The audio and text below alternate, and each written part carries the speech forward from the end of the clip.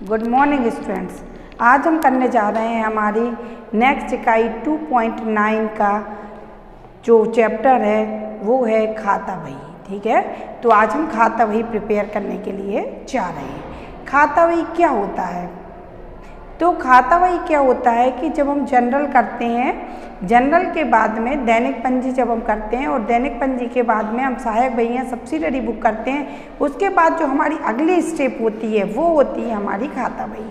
ठीक है स्टूडेंट्स, तो हम जनरल के बाद में जब सब्सिडरी बुक सहायक बहियाँ करते हैं, उसके बाद जो हमारा नेक्स्ट जो होता है स्टेज होती है वो हमारी खाता बही होती है।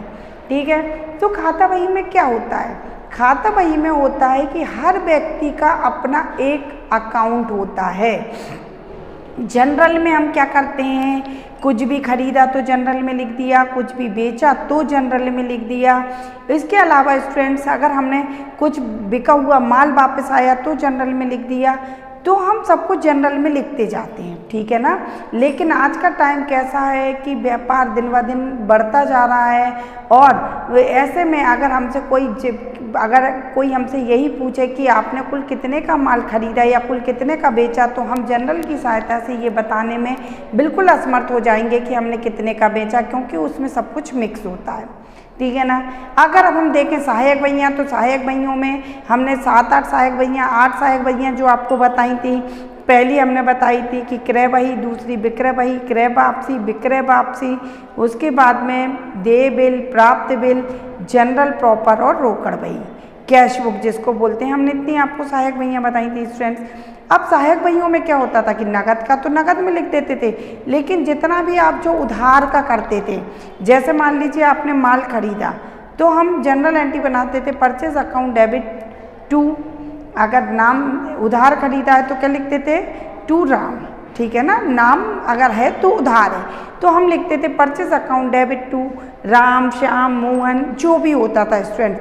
अब यहाँ पे देखिए कि जब हम सहायक बहियाँ प्रिपेयर करते हैं तो क्रय बही का तो हमने लिख दिया, परचेज बुक में परचेज बुक का लिख दिया, और परचेज बुक में केवल हम काय का लिखेंगे, जो भी हम उधार लेन देन कर रहे हैं उसके बारे में लिखते हैं। ठीक है, नगद का लेन देन नगद में लिख देंगे, लेकिन हमने परचेज अकाउंट डेबिट तो कर दिया, परंतु टू राम, इसमें राम का कोई रिकॉर्ड नहीं होता है, क्योंकि सहायक बहियाँ में केवल जो 8 प्रकार की सहायक बहियाँ होती हैं उन्हीं का लेखा जोखा होता है। तो जनरल और सहायक बहियाँ करने के बाद में जो हमारी अगली स्टेप होती है वो होती है लेज़र। लेज़र में हर व्यक्ति का उसका अपना एक खुद का अकाउंट होता है। तो मतलब जनरल की सहायता से हम अगर खातों का वर्गीकरण कर देते हैं तो खातों का वर्गीकरण करना हमारा या खतौनी करना ही हमारी खाता बही कहलाती है। ठीक है ना, खातों का वर्गीकरण करने से मतलब क्या है, कैश, जैसे कैश है तो कैश बुक में लिख दो, कैपिटल है तो कैपिटल में लिख दो, परचेज है तो परचेज में लिख दो। परचेज अगर आपने नगद किया है तो रोकड़ बही कैश बुक में लिख दो, परचेज उधार किया है तो उस व्यक्ति का अपना एक अकाउंट मेंटेन होता था।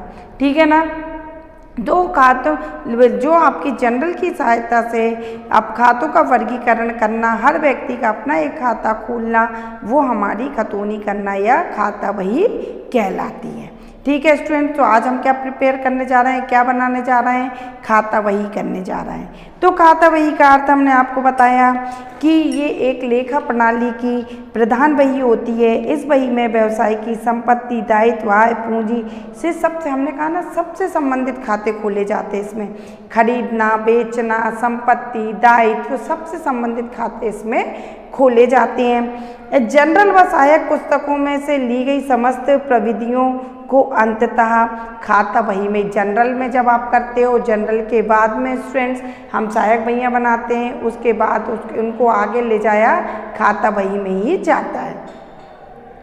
खाता बही लेखे की एक स्थायी पुस्तक होती है जिसमें व्यवसाय से संबंधित सभी वित्तीय व्यवहारों को रखा जाता है, और इसी कारण इसे खातों की बही या संक्षेप में खाता बही भी कहते हैं। क्यों?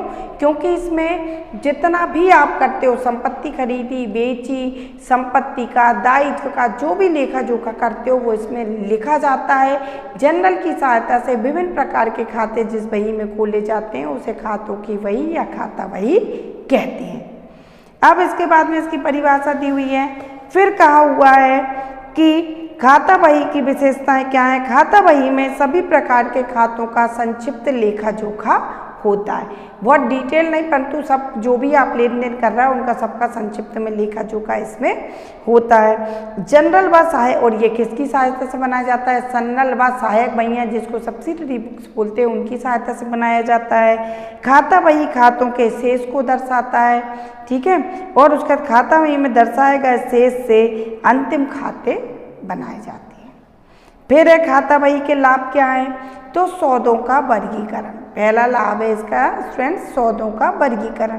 तो सौदों के वर्गीकरण में क्या होता है? इसमें जनरल में लिखे गए सौदों व संपत्ति, दायित्व, पूंजी, व्यक्तियों का व व्ययों तथा आय के हिसाब किताब से, हमने आपको बताया कि सौदों का वर्गीकरण से या मतलब क्या है इसमें, कि इसमें संपत्ति का, दायित्व का, आय का, व्यय का, क्रय का, विक्रय का, सबका अलग अलग वर्गीकरण कर दिया जाता है, ठीक है। फिर इसमें दूसरा क्या है?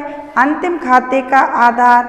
जब हम व्यापार खाता और लाभ हानि खाता, अंतिम खाते बोलते हैं व्यापार खाता, लाभ हानि खाता और चिट्ठा बनाने को, तो चिट्ठा बनाने के पूर्व की जो सामग्री होती है वो खाता बही से ही ली जाती है, इसलिए इसको अंतिम खातों का आधार भी स्टूडेंट्स कहते हैं। फिर है हमारा नेक्स्ट की लाभ हानि ज्ञात करना। तो खाता बही से हम आय और व्यय की हमें पूरी जानकारी प्राप्त हो जाती है। खाता बही में हम क्या करते हैं कि अलग अलग सबका अपना अपना एक अकाउंट बनाते हैं, तो हमें आय के और व्यय के बारे में सारी जानकारी प्राप्त हो जाती है, ठीक है ना। इस प्रकार हम लाभ हानि का अनुमान लगा सकते हैं, और अगर हमारी हानि हो रही है तो हम अनावश्यक व्ययों को कम कर देते हैं, और लाभ हो रहा है तो हम उसके और उपयोग सोच लेते हैं।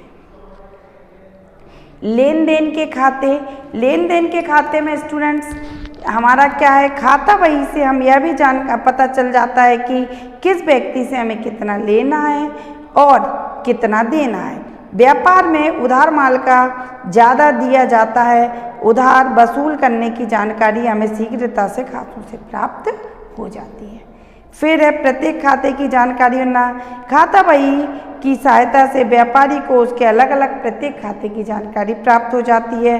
व्यापार का संपूर्ण चित्र पता चल जाता है उसे कि व्यापार में लाभ हो रहा है, हानि हो रही है, कितने लेनदार हैं, कितने देनदार हैं, इन सब का। और आखिरी में विवादों का प्रमाण।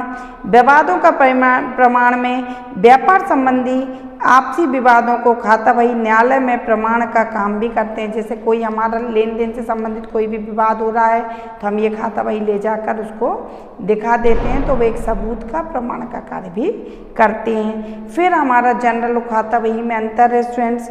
तो जनरल में व्यापारिक व्यवहार का लेखा किया जाता है, खाता बही में जनरल के आधार पर लेखा किया जाता है। फिर दूसरा है, इसमें हम सौदों को तिथिवार अलग अलग लिखते हैं। इसमें हम वर्गीकरण खातों को तिथिवार लिखते हैं, पूरे ये से अलग अलग खाते बना लेते हैं ये, और इनको फिर अलग अलग तिथिवार लिखते हैं। और जनरल में तिथिवार तो लिखते हैं पर एक ही उसमें लिखते हैं, ठीक है।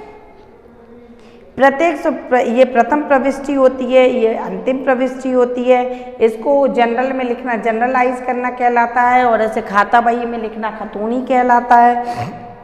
इस बही की शुद्धता की जांच नहीं की जाती, इस बही में तलपट बनाकर शुद्धता की जांच की जाती है।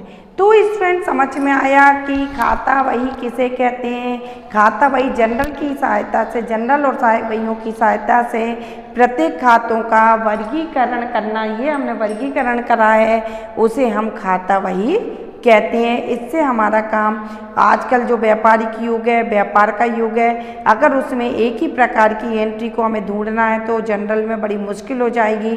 जब हम ऐसे अलग अलग खाते उसको बना लेते हैं, खातों का वर्गीकरण कर देते हैं, तो अब हमें किसी भी व्यक्ति की कोई भी बारे में जानकारी प्राप्त करना बहुत आसान हो जाता है। मान लीजिए हम कहें कि परचेज अकाउंट, हमने कुल कितने का परचेज किया, तो हमें तुरंत पता चल गया कि हमने 5110 का परचेज किया, ठीक है ना स्टूडेंट्स। तो इसे हम कहते हैं खाता बही।